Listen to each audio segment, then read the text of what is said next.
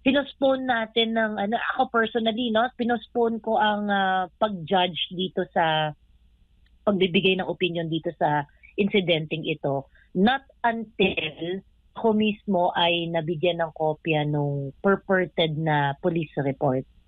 At doon ako napaniwala na mukhang meron talagang seryosong kinakaharap to si First Lady Lisa Marcos sa Amerika, and it involves a government-sponsored event. It involves her entourage.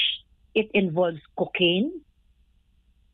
It is something that that has to be explained before the Filipino people.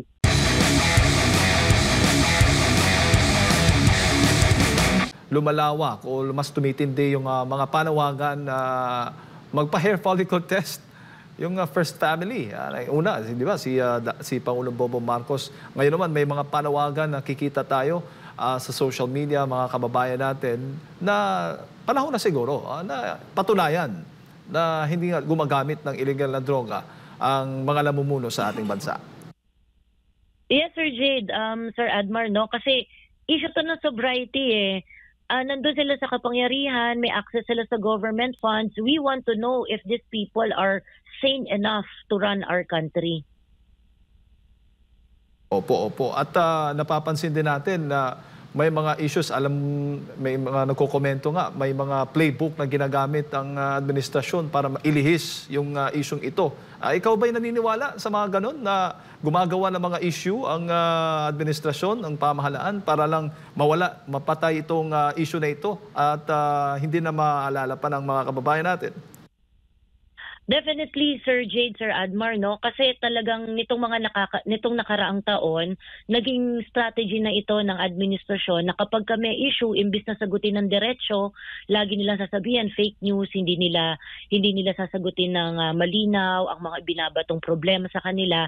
At higit sa lahat, ang gagawin nila ay gagawa sila ng mga kwento or mayroong biglang maglalabasang issue in order to gaslight the real problems. At ito nga, katakataka na over the weekend, sumabog tong issue tungkol sa totoong cause ng kamatayan ni Mr. Paulo Tantoco.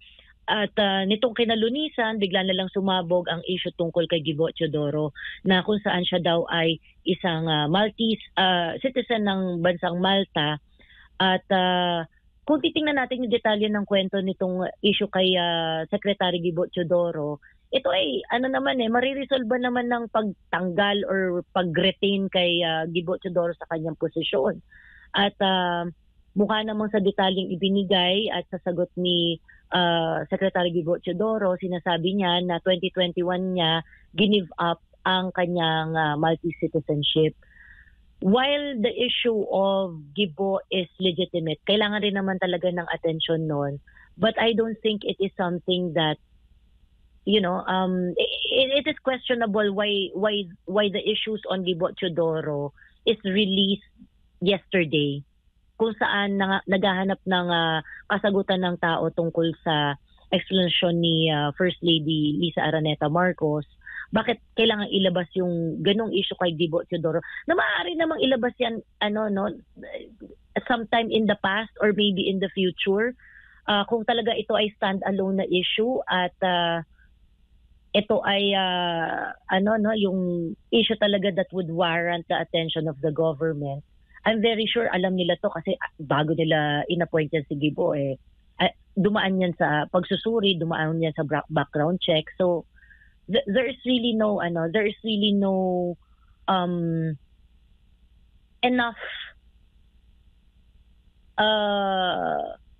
firepower dun sa kwento na yon para pag-usapan ngayon kasi it is something that should have been resolved long time ago. Nevertheless, importante ito dahil ang posisyon ni Gibo ay Secretary of National Defense at sabi ko nga, mariresolve naman to kung magdedesisyon ng palasyo na tanggalin si Gibo sa palasyo, sa posisyon bilang Secretary of National Defense, which is something that I would prefer the administration to do, na tanggalin siya once and for all.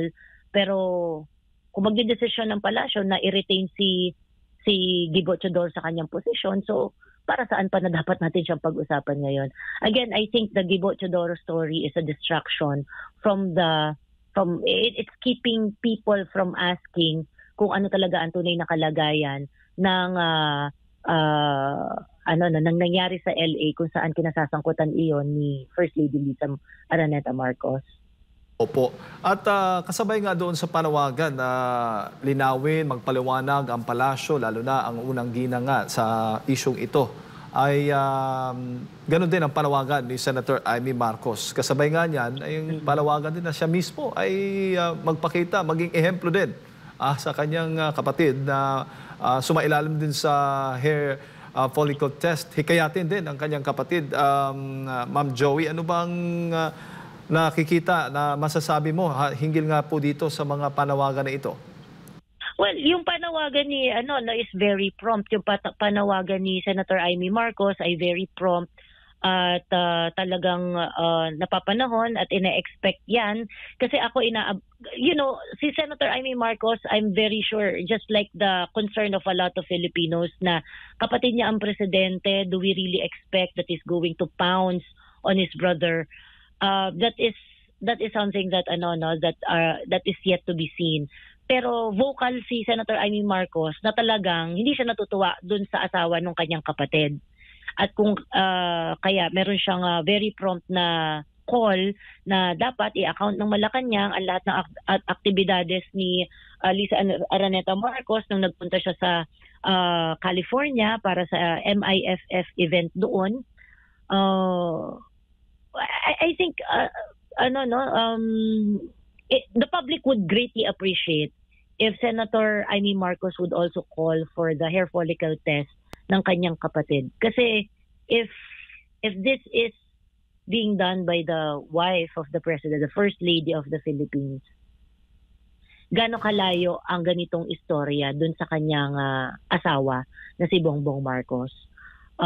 But at this point, yung panawagan ni Senator Amy na mag-report ang Malacanang, mag-provide ng report ang Malacanang sa pangyayari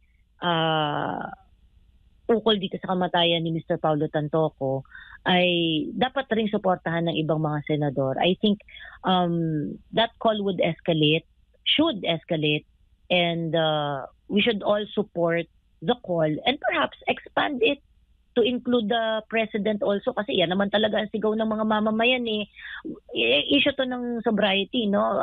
We want to make sure na ang mga nagdidesisyon at ang mga may impluwensya sa pagdidesisyon sa ating bayan ay nasa matinong kaisipan. So, tama lang kung kaya i-extend ni Senator Amy doon sa kapatid niya, bakit hindi? Although, just like many others, it is a concern.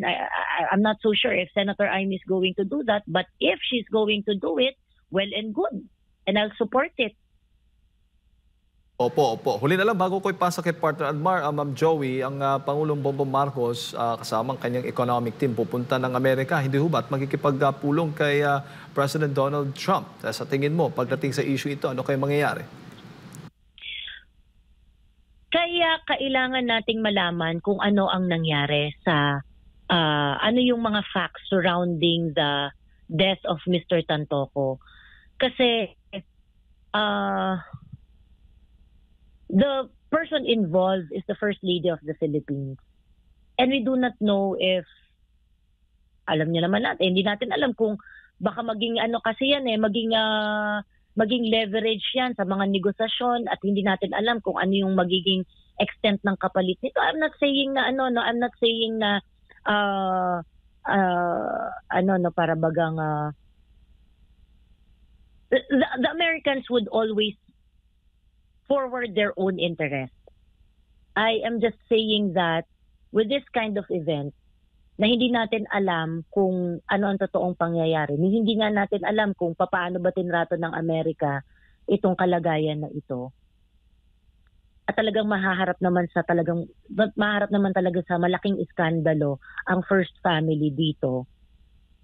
Kailangan nating malaman na ang incidenteng ito, we need assurance na ang incidenteng ito ay hindi magagamit ng Amerika sa kung ano paman.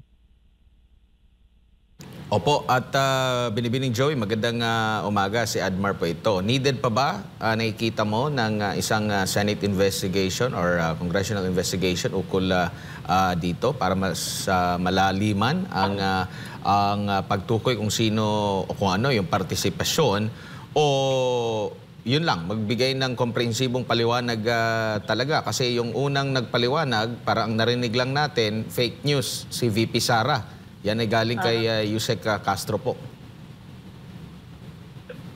Well, I think, no, dahil sa involvement ng isang napaka-impluensyang tao, kung magkakaroon ng Senate investigation, well and good. Tama to na magpaliwanag, malaman natin lahat at makita ng sambayan ng Pilipino kung ano talaga mga kaganapan na surrounding that incident. Although I would say, kasi sa panahon ngayon, hindi pa nag-open yung Senate. So I am not sure if they can call for an investigation right now, if it is proper to make a call for investigation right now dahil hindi pa nga nag-open yung session. Pero as soon as it opens at magkaroon ng call for Senate investigation, bakit hindi? Tingin ko, deserve ng taong malaman ng totoo eh. Gaya nga ng nasabi ko kanina, pinospone natin ng, ako personally, no, pinospone ko ang pag-judge dito sa pagbibigay ng opinion dito sa incidenting ito. Not until ako mismo ay nabigyan ng kopya nung purported na police report. At doon ako napaniwala na mukhang meron talagang seryosong kinakaharap to si First Lady Lisa Marcos sa Amerika, and it involves a government-sponsored event, it involves her entourage, it involves cocaine.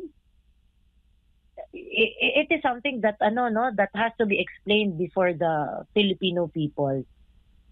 Yung venue sa Senate, if that's going to be yours, I'm fine with it. Wala naman tayong ibang venue para pag-usapan ito eh. So kung pag-uusapan to sa Senado, bakit hindi?